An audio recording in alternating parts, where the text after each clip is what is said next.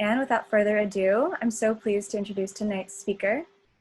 Sophie Glidden-Lyon is the Manager of Digital and Special Projects at the MaMa Experimental Theater Club Archive.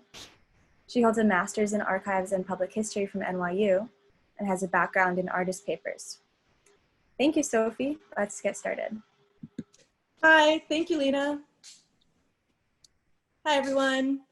My name is Sophie Glidden-Lyon. I am the Manager of Digital and Special Projects here at the MaMa Archive. I've been in this role since about 2018. Some of you, I think, have been in with us before. You might be kind of familiar with the space, but just to give a little background, the archive has been open to the public since 1987. It documents the history and creative production of the theater. Our collections are open to researchers of all kinds. And pre-COVID, we were open for tours. We really love having people in the space itself. The tours typically are led by the archive director, Ozzy Rodriguez. Obviously, right now, we're not doing in-person tours. We're really trying to focus on digital programming like this talk. MaMa itself, the theater, is also doing just immense, amazing digital performances and productions right now that, for any of you who are interested in getting a taste of theater, should check that out at the MaMa website. We're also focusing a lot on working with educators at both the college and high school level in an effort to provide primary resources to students who are suddenly having to attend school online, and maybe their experiences would be a little enriched by some primary sources from a place like MaMa. To start us out, I'm gonna ask Ariel to share a video that I will set up for us a little bit. The footage is digitized half-inch open reel videotape that was digitized as a part of a 2-year project funded by the National Historic Publications and Records Commission. We worked with the Wisconsin Center for Film and Theater Research and the Bay Area Video Coalition to digitize the half-inch open reel videotape and provide the digital files with proper storage. The video is all from the 1970s, and it represents some of the earliest documented MaMa productions. It's very, very cool. I'm excited for you all to watch it. So, Ariel, you could share that right now. It would be great.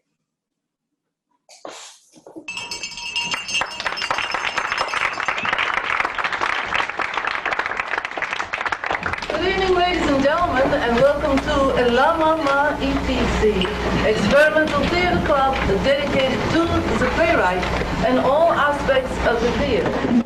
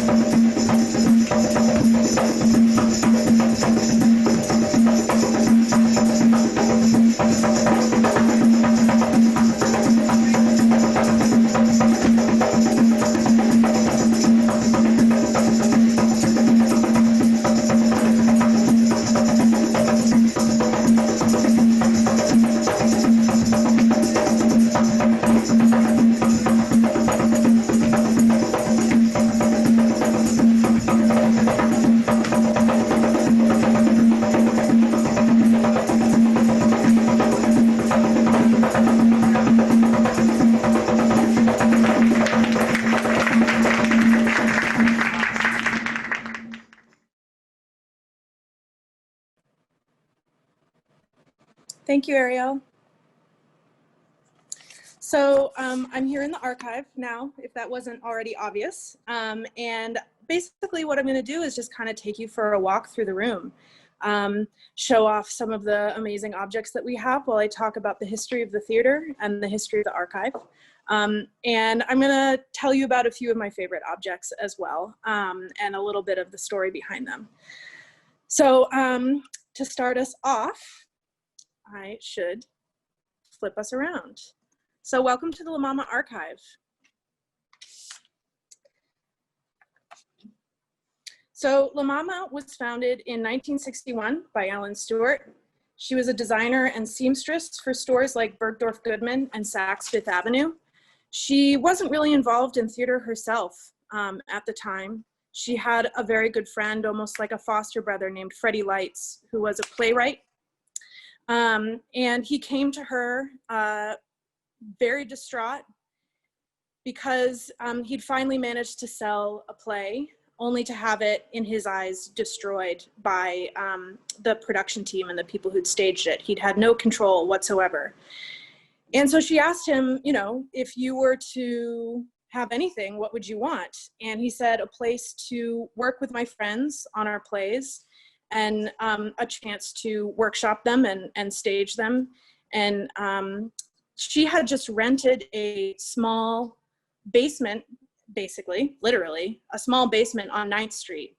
And her thought had been to turn it into a boutique.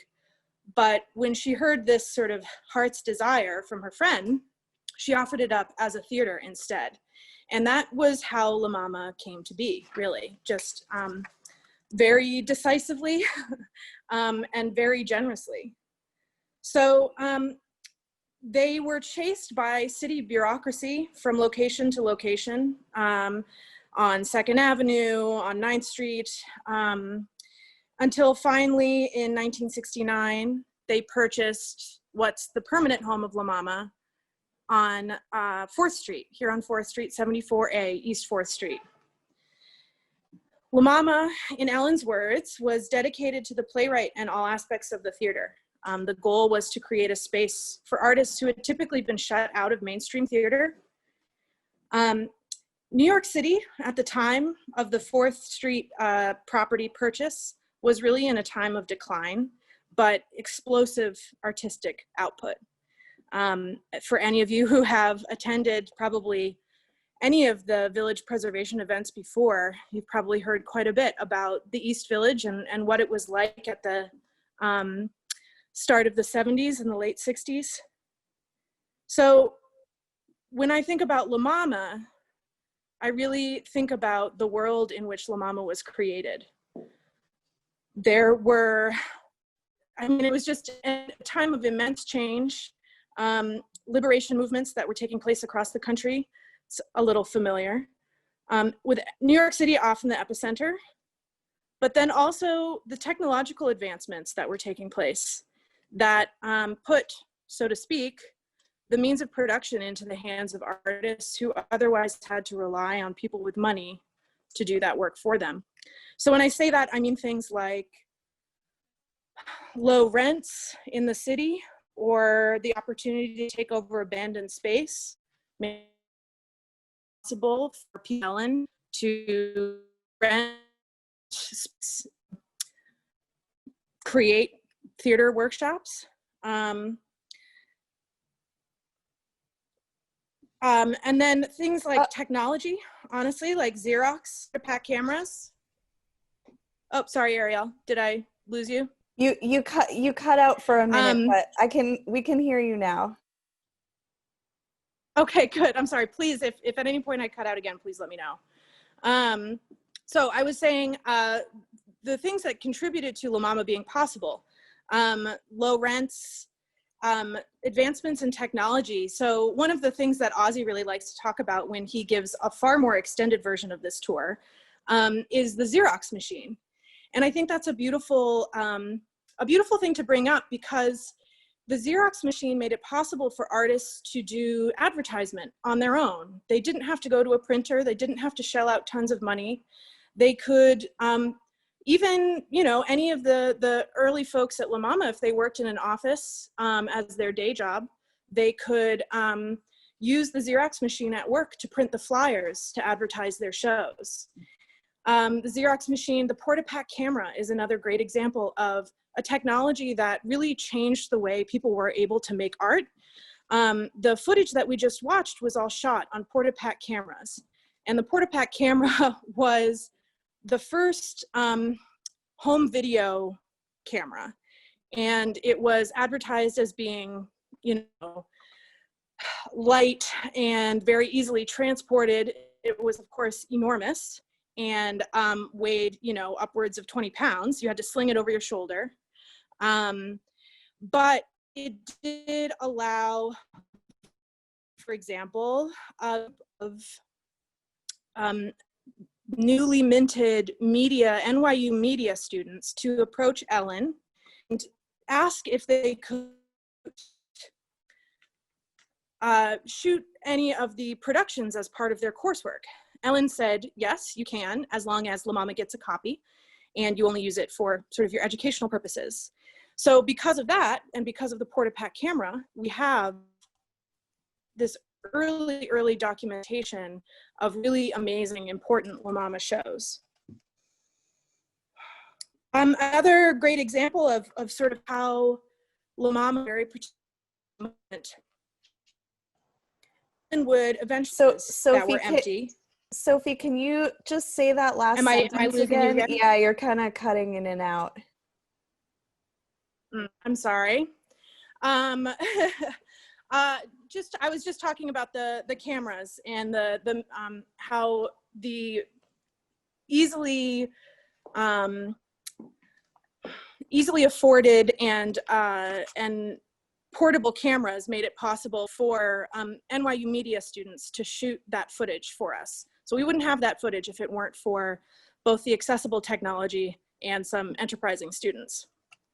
Ellen also would rent loft spaces in the city that had been vacated by manufacturing as it left New York. And those loft spaces could be rehearsal space, they could be dormitory space. And not only was that obviously hugely important for artists who probably wouldn't have been able to afford that kind of thing on their own, but it also meant that the sheer scale on which they were able to create was suddenly changed. They were no longer in these cramped basement apartments. They were able to have this enormous loft space. And I will show you what is a perfect example of the outcome of that in the puppet room, which is one of my favorite parts of MaMa's archive. I'm excited to show you guys. Here is our puppet room. And you can see just the scale of these creations they would be able to do in a New York apartment. Need such loft space, right, and create these.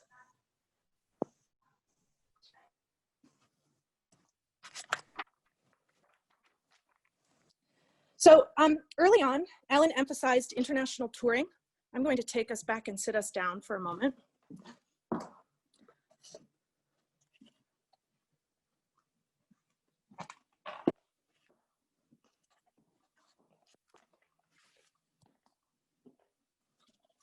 Hello again, everyone.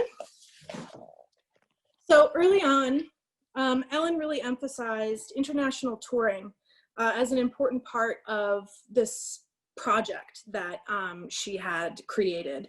So that meant sending MaMa companies abroad as early as 1965. She sent the MaMa repertory troupe to Europe for the first time in 1965. In addition to sending companies abroad, eventually it also meant bringing international artists back to New York as well. It created this sort of incredible cultural exchange. MaMa artists not only going to Europe, but going all over Asia, Central and South America. And then those artists coming back to New York as well. And Ellen would do things like insist on anyone who worked on a particular show needed to do a workshop with a visiting costume designer who had come from Turkey, for example, because she really wanted the artists who were coming through La MaMa to be learning new theater forms and new ways of doing the work that they were also invested in. And so for all of these reasons, where it was, when it was created, Ellen's personal vision and drive, La MaMa became a place where theater forms were being torn down completely, built back up, reworked, reimagined, or disregarded altogether as artists were given the freedom to learn and evolve. Ellen was someone who you would bring an idea to her and she would say, okay, let's do it, but let's figure out how to do it. She was a master at connecting people, at finding resources. And that kind of attitude and philosophy when it comes to theater meant that people were truly doing new things. The international artistic exchange brought new theater practices to New York and exported experimental theater across the world. Ellen was really interested in using theater as a universal language, pushing artists to rely not just on the spoken or the written word to communicate, but also through music, dance, costume, staging.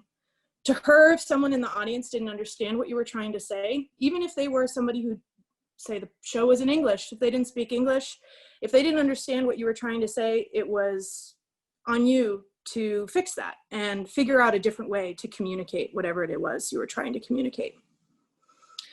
So the La MaMa archive opened to the public, as I said, in 1987, but La MaMa had been collecting since the 70s, and Ellen had been collecting from the beginning. She had a very strong archival instinct, and as a result, we have material from almost every single show ever staged at La MaMa, going all the way back to a 1962 production of Tennessee Williams' One Arm, which the object we have for that show is a handmade poster that we don't know who did it, but it was made out of cardboard and house paint. And it was clearly what they had lying around when they decided to stage the show. And it is a really beautiful poster. I'll show it to you once I start moving again. But that kind of gives you a sense of the resourcefulness that early La MaMa had to rely on in order to make these shows happen. When Ellen would say, let's figure out how we're gonna do it, how we're gonna make your idea come to life, sometimes that meant you recruited your friends into doing jobs that they'd never done before. People crossed sort of skill sets all the time. You weren't just a stage manager, you also maybe did lights on another show, or you helped with costumes or on another show. Ozzy likes to talk about how if a show was missing a role or there was a job that needed to be done, or they needed to recast an actor maybe, they would run down the street to Phoebe's, which is still there. And everybody who worked at Phoebe's was in theater and entertainment. So you could walk in and have your pick of 4 or 5 artists who were very willing to come down the street once their shift was done and help out with a show. So speaking of Ozzy Rodriguez, who's been the archive director since day one, he's been responsible for the care and organization of the collection. I'm going to show you all what we call the show files. These dozens of filing cabinets, which inside have a folder for every single show ever produced at La MaMa. And we have at least one item for, I would say, 99.8% of these shows. So starting back over here, you have 1962. And inside, show files. So that makes up the bulk of sort of the paper and photographic material here at MaMa. But as you've probably seen behind me, we've also got masks. And here's another favorite, puppets behind me here as well. Costumes, enormous set pieces, a very large AV collection. So a lot more footage than what we saw today. And I think the reasoning behind saving all of this material, even before Ellen or Ozzy or anyone really thought about the theater itself having an archive, was part of that mission of the MaMa being about the playwright and all aspects of the theater. And the goal was always to serve the artist. The goal was always to provide artists with resources and space, the things that they needed to create the work we love so much. So the archive was opened with the same mission. It's been very important from the beginning for MaMa to maintain control of their collections rather than give them to a research institution. They really didn't want there to be any barrier between a MaMa artist and their documentation. We have always made it a priority for any artist who's done work here to be able to come back, access the material from their own shows, get copies of programs, get copies of footage. And that's difficult to do when the material is at an outside institution. The theater itself also is just constantly using the archive, you know, for marketing and gala reasons, but also for inspiration and a sense of history and identity that I think is hugely important to an institution like MaMa that is now almost in its 60th season, and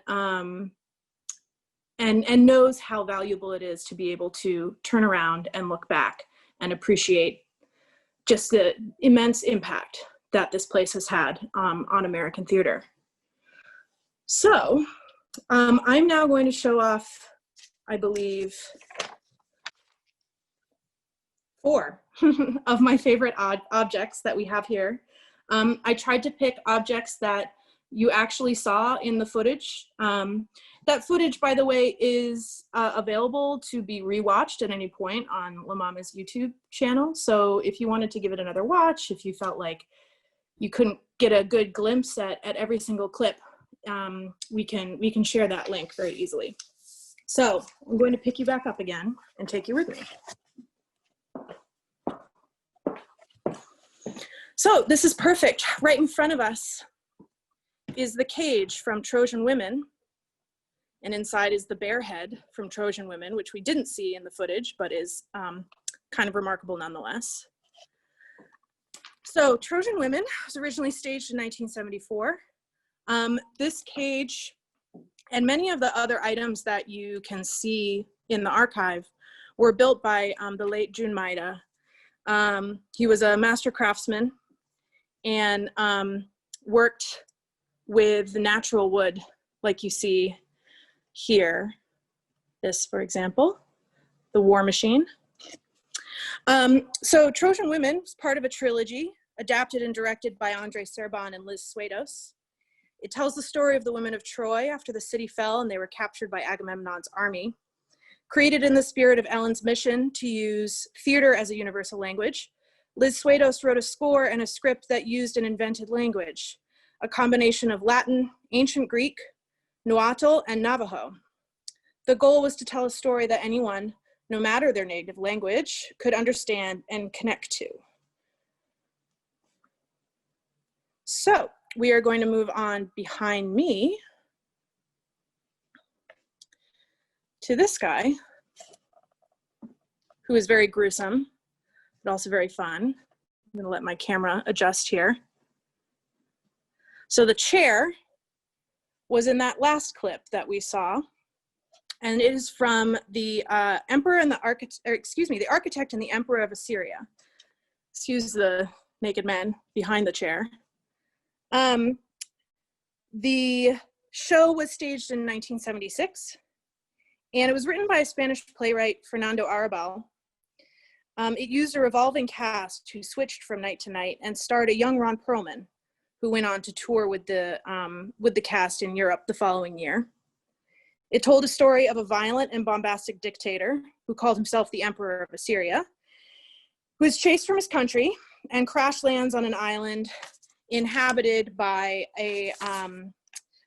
only one other person who calls himself the Architect, sort of a strange and primitive man. Over the course of the show, you watch as the pair slowly change until by the end they have they've reversed their roles completely. Take us back.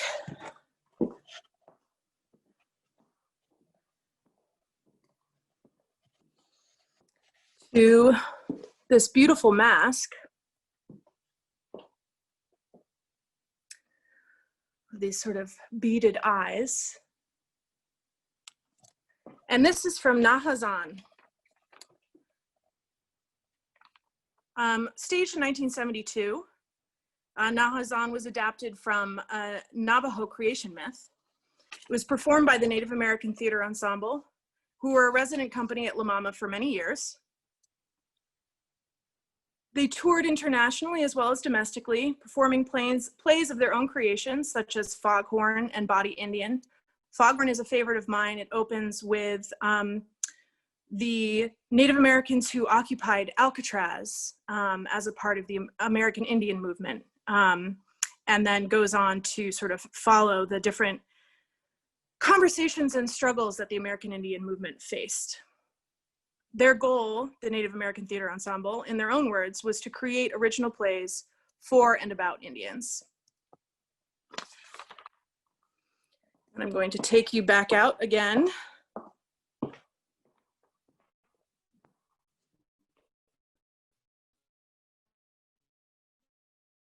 To my absolute favorite item in the whole archive.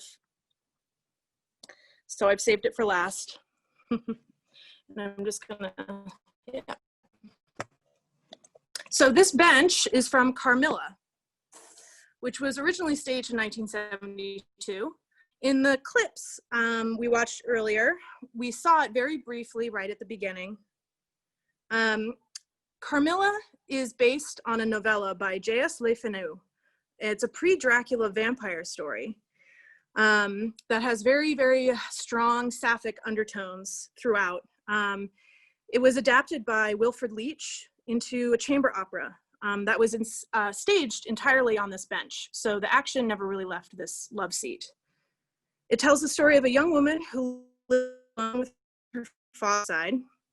Their life is disrupted when a woman and her daughter crash their carriage near the manor and come to stay with them.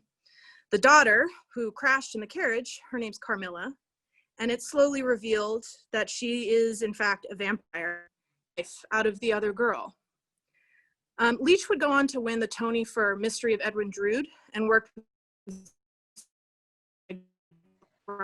Sophie? Mental film elements. Hi, Sophie. Did you lose me again? Yeah, I think it might be Hi. better to go back into the into the service area. I'm so sorry, everyone. It's okay, yeah. and maybe just tell us. The bench yes. is incredible. It's. I'm sorry, everybody. Ready for Halloween. Yes, I want you to be able to hear the full story of the bench. Yeah, can you tell us again? Yes. So to just start from the top. So Carmilla is based on a novella by a man named J.S. Le Fanu. It was a pre-Dracula vampire story. And it had very strong sapphic undertones, which obviously for the time was extremely unusual. It tells the story of a young girl who lives alone with her father in the countryside. Their lives are completely disrupted when a carriage crashes near the manor where they live. And the woman and her young daughter, who were in the carriage when it crashed, come to stay with them. the girl Carmilla, it's slowly revealed, is actually a vampire and is bit by bit sucking the life out of her hostess. And in case it was missed, in case I cut out when I said this, the action of the show takes place almost entirely on that bench. So the two young women who are performing the opera, I should say the show is a chamber opera, never really leave the bench. And it also used experimental film elements, which was pretty unusual for the time. They were projected behind the love seat throughout, and were designed by Jack Coddington. Jack Coddington and Wilford Leach would also work together at La MaMa on a show called Corfax, Don't Ask, which was another multimedia production. It made extensive use of early video and projection technology. Like Carmilla, it was part experimental theater and part opera. And the reason that I really wanted to be able to show you the bench while I told you all that, I'm sorry about the terrible internet we're having, is because the bench, you might have seen, has 3 cutout holes in the wooden back. And here in the archive, we've filled those holes with masks, so you can kind of get a sense of the effect Wilford Leach was going for, which was that throughout the opera, there were 3 people who had their faces sort of pressed into the holes in that bench, and their faces were painted the same color as the bench, so that when their eyes and their mouths were shut, you couldn't see them at all, basically. They were invisible, but they were the chorus. And anytime the choral parts kicked in the opera, they would open their eyes and they would open their mouths and they would sing. And it was this very eerie creation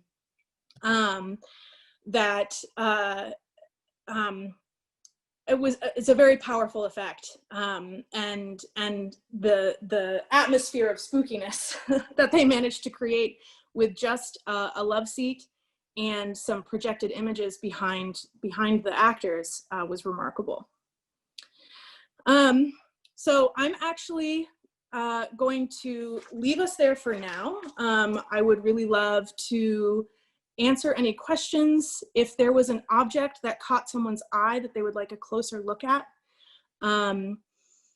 I want to open up the floor, basically, and I will stay in areas that have internet connection, so we won't cut out again. Thanks, Sophie. Yeah, I'm sorry about that. Oh no, it's okay. I mean, it's such a pleasure to get to see you walking around the place. I'm so excited for when we can actually bring Me the too. group of ourselves in bodily. Yes. But I love how many things are creepy. It just feels like so right for the season. Carol had a question just asking for the addresses of the 9th Street and the 2nd Avenue locations.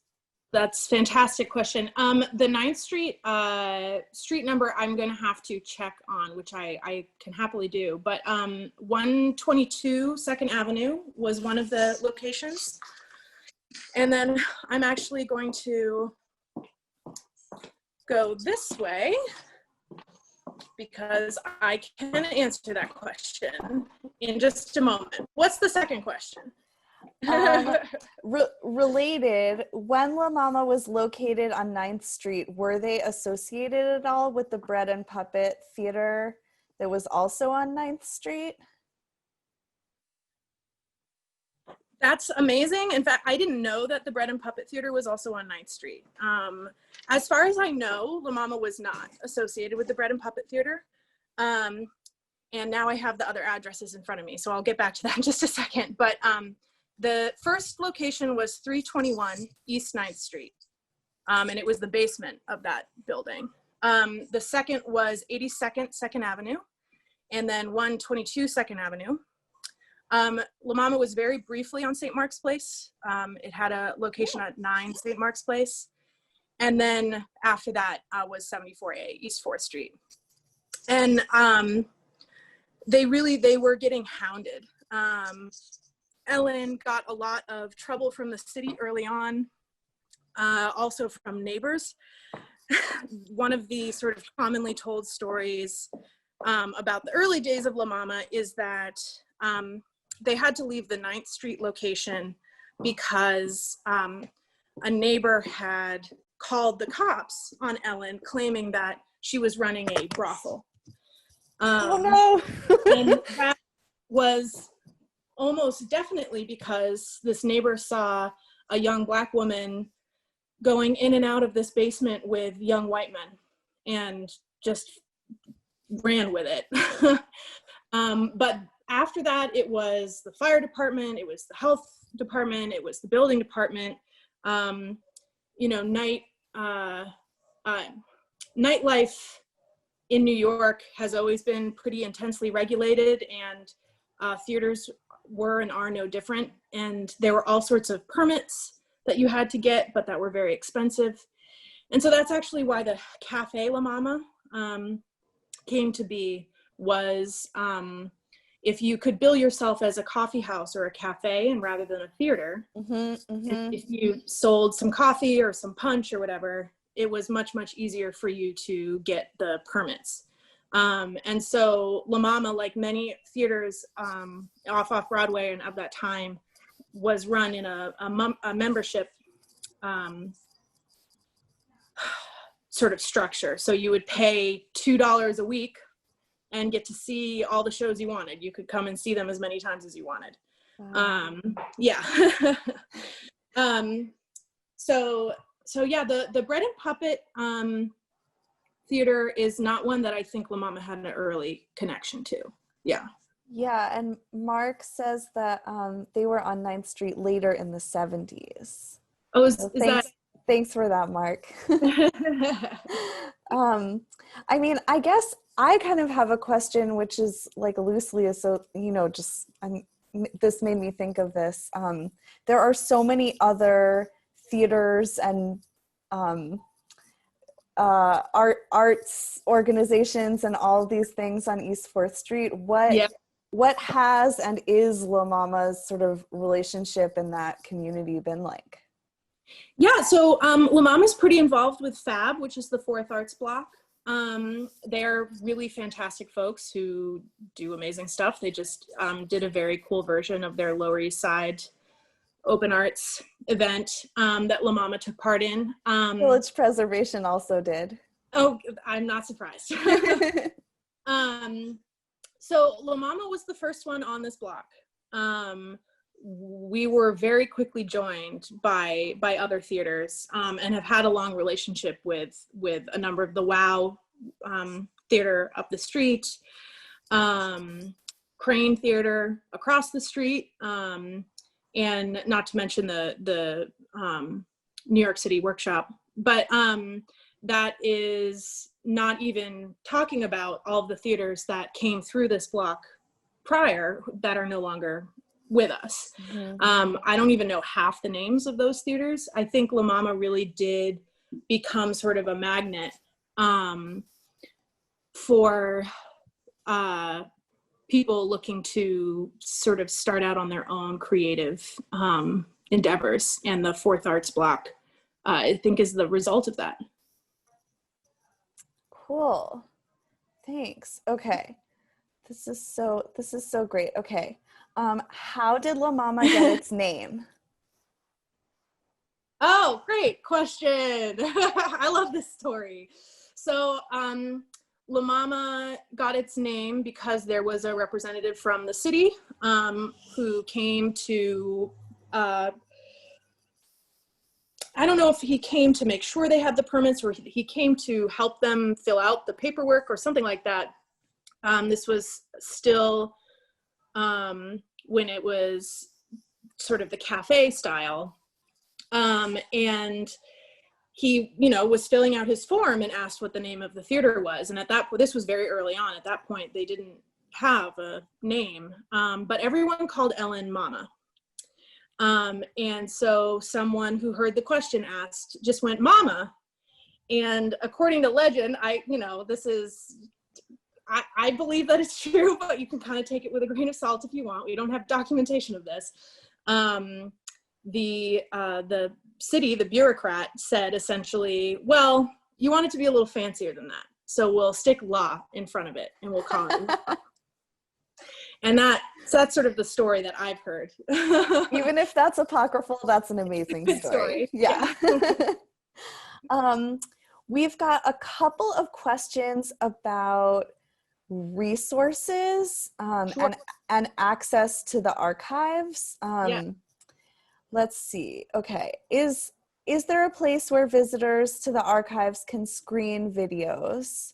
And also, you mentioned resources to students who are working remotely.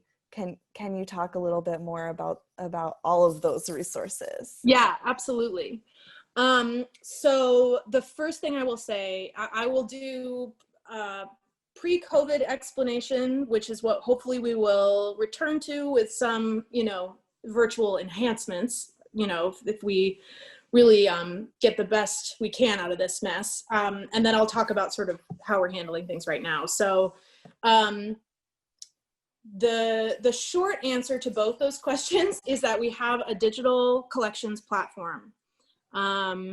It's catalog.lamama.org that I'm happy to stick in the chat, or maybe Ariel, you could stick that in the chat, but it's just catalog.lamama.org. We have digitized an immense amount of material starting 1962 all the way up to about 1991 right now.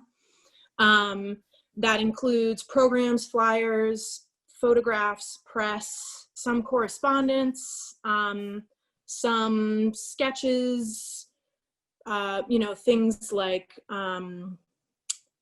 house manager's notes, or all the kind of cool, weird in-between things that get created in the course of putting on a play. So that's all available for free on our catalog. It's really worth checking out. It is a great place to start if you are a student who's really interested in Off-Off-Broadway or theater history. It's an amazing place to browse. And I think as far as resources for students, we've been working pretty directly with professors and teachers. Been doing some stuff with NYU and Trinity to help some professors get material for their classes, including some footage. But if you're a student who's just interested, maybe you have a research project that you are working on that you need some help with, I am doing lots of reference right now. So I'm happy to share my contact info for anyone who's interested in maybe a little guidance using the catalog, or has a question about an object they found, anything like that.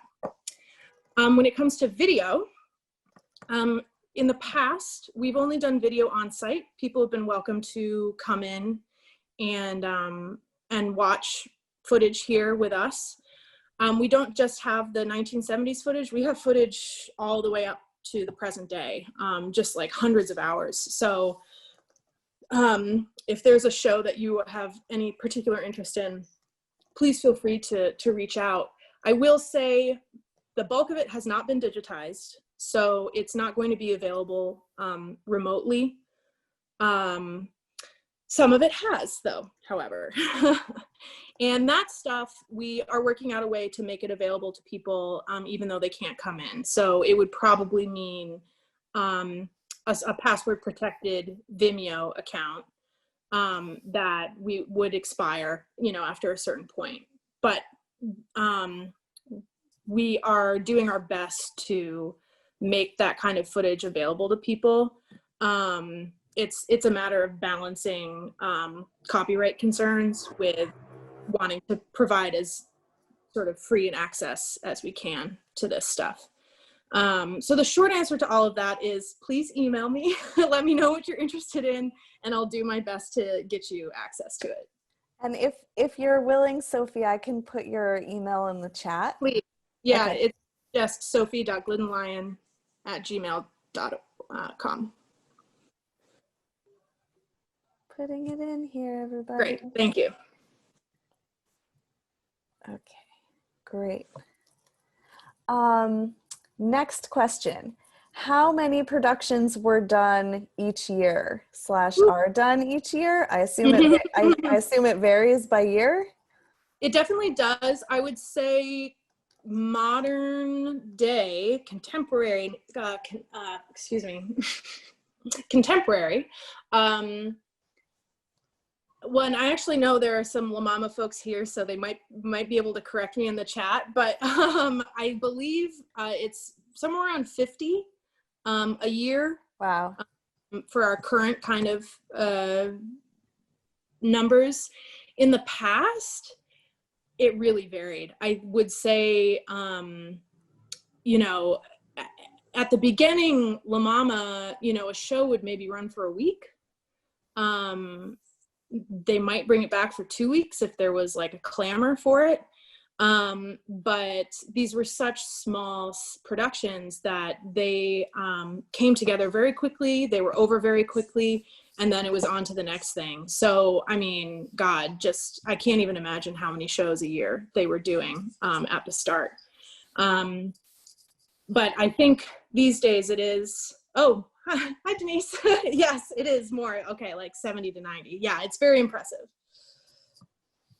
It's a lot. Yes, it is.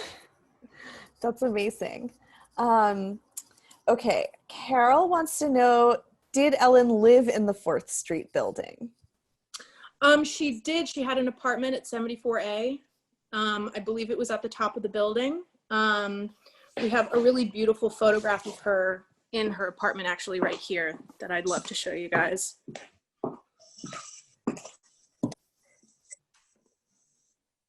Oh. You can kind of see her collecting instincts in full swing.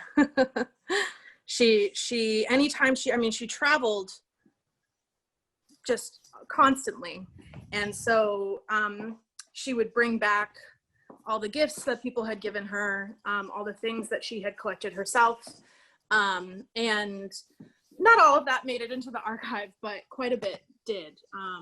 There's a really wonderful collection of musical instruments that was part of her private collection that she had brought from all over the world. Yeah. Amazing. Well, since you've been on the move, the questions that we have left are, Rob wants to see the 2 giant heads. Yes. Okay, great. I want to show people things. Now, I will caveat, hopefully I don't cut out. I'm going to avoid the back corner. Yeah, that seemed to be the tough spot. Yeah. I don't know everything about these heads, but we can check this is from Women of Troy. So these are, so these were made by Theodora Skipateris, who's a really incredible artist who also made this Pinocchio. Oh, wow.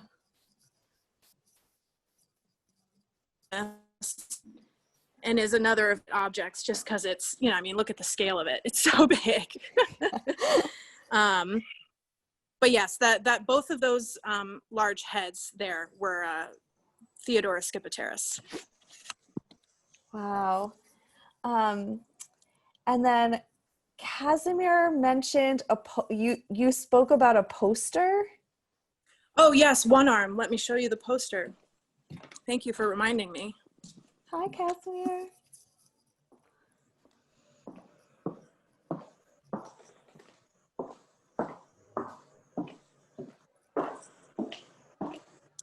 So here is one arm, who is behind a June Maida creation. So I hope you can see it. But this is the poster I was talking about. That was cardboard and house paint. And I'm just always kind of impressed at the typography here, and the design is so interesting and unusual, and feels very sort of reflective of the era in which it was made. So this, you know, this was a 1962 show. There are a lot of really wonderful posters on this wall, actually. I'll give you a taste. Oh, wow.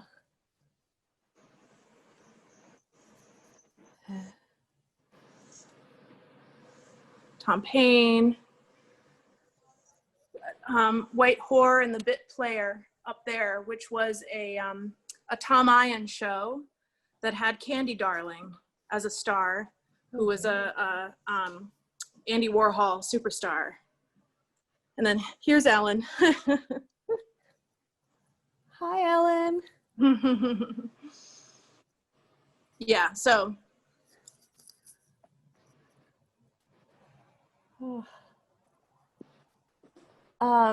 Patricia wants to know what happens if you run out of space. That's a great question. It's something that we're already kind of running into. We definitely, it's a tricky question because the real space concerns that we run into these days is actually digital storage. So we typically are recording almost every production that MaMa puts on, which over the years has amassed an enormous amount of digital material that we have saved on our server, and which is backed up for anybody who maybe is anxious about that, like I am. So our big sort of space concern, my big space concern these days is a digital question. Mm-hmm. When it comes to the physical material, we aren't saving, we still have show files for every show, but we aren't saving as much of the physical objects as we once were. I think ultimately it will have to be a question of reorganizing and rethinking how we use the space that we have right now. So much of it is on display, so much of it is meant to be available for the tours, which isn't the most economical use of the space. So at some point in the future, that will probably have to shift a little bit. Maybe some of the larger objects will have to be deconstructed and properly stored so that we have more storage space available. But for now, I find myself kind of like loath to change the space here at all, just because it is so magical when you walk in for the first time. And I really hope that anybody who hasn't had a chance to visit us before gets the chance to in the future, because it is definitely an experience, just sort of walking through those main doors for the first time and being in this big sort of cavernous room full of like the weirdest objects you've ever seen. There's just a lot to look at, so. Oh, I can't wait. Jennifer just asked a really great question. Is there any set piece or other item that MaMa wished it had kept but couldn't for some reason for the archive? That is a fantastic question. I don't know the answer to it. That's a question that Ozzy probably would be able to answer, so maybe I can ask him and figure out a way to share that with folks, because I don't know. I don't know if maybe any of the MaMa folks in the chat have anything that they wish they could have saved or wish the archive had saved. But yeah, I'm not sure. I wish I had an answer. And for the hopeful among us, when we can come back in person, can you talk a little bit about accessibility at the archive? Yeah, so everything is by appointment. So once we're able to welcome people back into the space again, the way it works is, excuse me, our contact info, phone number, and our email address are available on the MaMa website.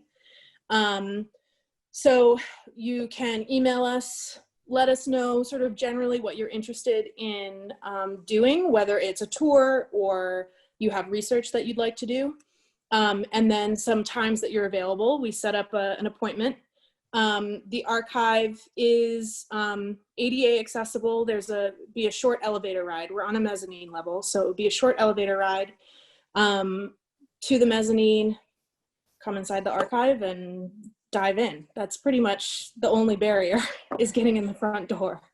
But we do we do tours, and our doors are open to anyone. You don't have to be an academic. You don't have to be a La MaMa person. You can just have interest.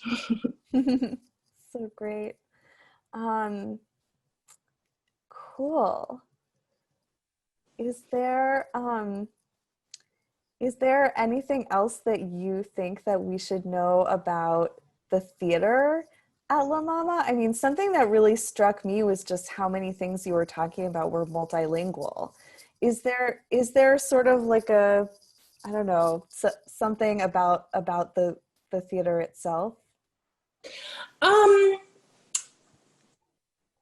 You mean just about the work that the theater is doing, or? Mm-hmm. Mm-hmm. Yeah, I mean, I think this moment is kind of it's an interesting moment for everybody, but La MaMa was able to pivot pretty swiftly to digital platforms. They have a longstanding partnership with an organization called Culture Hub that does very cool things that I will not be able to describe properly because it's a little bit above my sort of pay grade when it comes to the theater side of things. I should say that, I'm an archivist by training. I came to La MaMa without any background in theater. I'd worked in artist papers. I worked at the Fales Library at NYU, so I was familiar with the sort of world that La MaMa existed in, but I didn't know anything about theater, so it's been a very swift education for me. But Culture Hub is an organization that it's an arts organization, but it's also a technology organization. So they are doing really amazing things with virtual performance and yet again kind of experimenting and exploring what's possible and what works and what doesn't work. And as a result, really from day one of the pandemic, of the closure in New York, La MaMa was able to start doing these virtual programs. And they just recently, just last weekend, did a 24-hour performance that I probably wouldn't even be able to begin to describe. But I really, if anybody's interested, I really encourage folks to check out the La MaMa website. It's weekly programming that people are working very hard on and are producing some very cool stuff that I think is encouraging, because it's exciting to see what's still possible, and that even in the midst of all this unrest and disruption and sort of the world feeling like it's turned very much on its head, the consistency of artistic creation that I see at La MaMa is encouraging. Yeah. Yeah, I try to do that with my programs too. I think you succeed.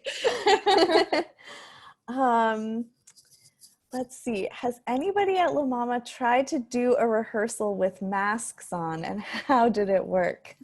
That's a really good question too. I know that masks are largely required. We only just started doing in-person, sort of physically at the theater things again. We were only able to start doing that because the folks at La MaMa had come up with this sort of safety protocol. Excuse me. So rehearsals are happening with masks. Tech is happening with masks. I have not done it myself. I can't speak to the experience of it, but I would imagine that it has its challenges. You're trying to interact and communicate with people. You can't see their faces fully. It's not easy, but they're doing it. Yeah, they're making it happen. Yeah, as we all have to some extent. Yeah. So I have a very specific question, which is about it's about one particular performance from 1975. Okay. I'm glad to do that over one-on-one over email, but if you I'm happy to try. Okay, if you have the files, Mindy is looking for materials from a circa 1975 The Rime of the Ancient Mariner by the Company of Man in Buffalo. In Buffalo? Well, if it didn't happen here, we may not have record of it. We might. That's something that I wouldn't be able to answer that off the top of my head. I will email that to you. Yeah, definitely do. Yeah, we have all of our show files are organized by year, but then also, you know, by date. So if there is a closer date to that she might have, that you might have, that would also help me track anything down. Cool. If it cool. exists. Okay, forthcoming. Great. So those are our questions. Great. And thank you, everyone. I'm so grateful for this window into what looks like such a magical space. Well, I'm very glad to have done it, and thank you everyone for your interest and your patience as I wandered around and tried to give you a brief sense of what it's like to be here. But one day it will all be in person again, and you can really just take your time and enjoy it. Definitely. Thank you so much, and thanks to everyone for joining us. Take good care. Thank you, Ariel. Thank you, Lena. Thank you, everyone. Sophie. Thank you so much. Thank you, Chris. Yes, have a good night, everyone. You too. Bye-bye.